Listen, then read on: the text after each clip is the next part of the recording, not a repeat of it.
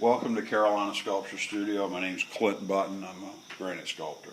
This shows the modeling process that we use. Whether I'm doing a project in stone or bronze, the modeling process is the same. I'll develop a clay model from clay, use plastilina, and develop a clay maquette. Now this shows a U.S. Marine Corps insignia. It has to be very accurate in order to be respectful. So I've done a clay maquette. I've done my first layer of silicone rubber. This is a two-part flowable. It registers really well, but it isn't as easy to manage, and it can be thin on some spots. So I use it for a first coat. Next we show the next step in the process where I take and back that flowable silicone with a more durable silicone that I can manipulate more easily. This has colored foam resolving any undercuts or draft, and it also has keys which will index this in the plaster mother. Now these are for a pair of bunnies in a flower garden with some daylilies and daffodils. Next we move on to showing the plaster mother, which is the part that I'll produce over the rubber mold. This shows the clay maquette of a bust of a Jersey cow, a portrait of Pete Harriet that I did for a project last year, and shows the silicone mold that I produced and the plaster mother that's very durable. Now this will hold it in shape as I pour it. The same mold can be used to produce the work to go to the foundry. The reason we pour it in plaster is to produce a hard model that doesn't deform, so we can measure it. Now I've got a pointing machine here. This is one that was given to me by one of my masters, Angelo Ambrosini. He had it for 45 years after his master gave it to him. This is a three-dimensional measuring device. So I go on my 3 foundation points, I set it to the depth that I want on a chosen spot, back it off, I'll move this to the job, and I'll carve until this needle fits. When it fits on the stone, I reproduce that one point in 3 dimensions.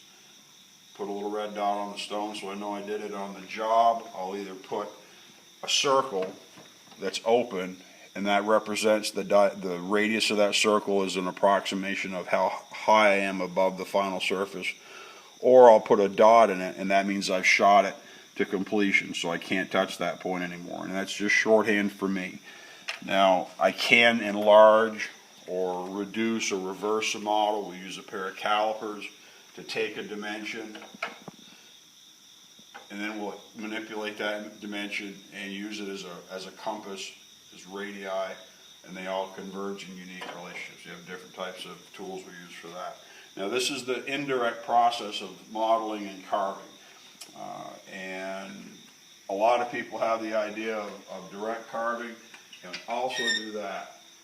There are projects that don't afford the extra time and money, so we just do a quick sketch, maybe look at some plastic flowers and some pictures. We just take a pneumatic hammer, chisel. This is how I carve all my work, and I just look at the stone and carve it.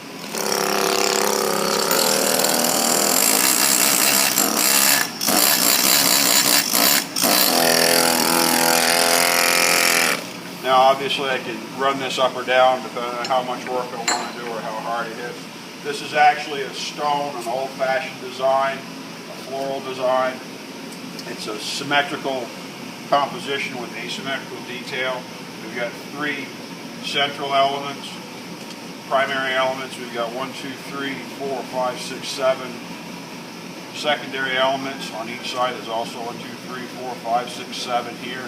We've got a major element on the left, and then the major element, which is the focal point on the right, which is a bud on a broken stem that does not fill that space.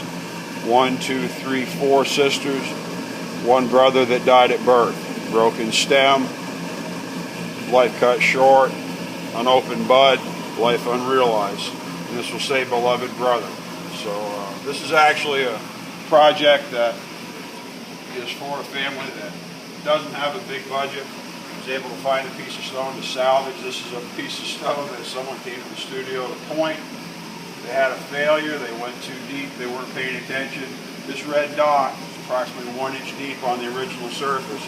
That's how deep they went. They abandoned the stone and walked away. It laid here for a long time, and I carved the front off, carved a very beautiful stone. Still have to finish it up around the niche and do a little more work. But there's a lot of sculpture in every stone. My name's Clint Button. I'm a granite sculptor here at Carolina Sculpture Studio. Thanks for stopping by.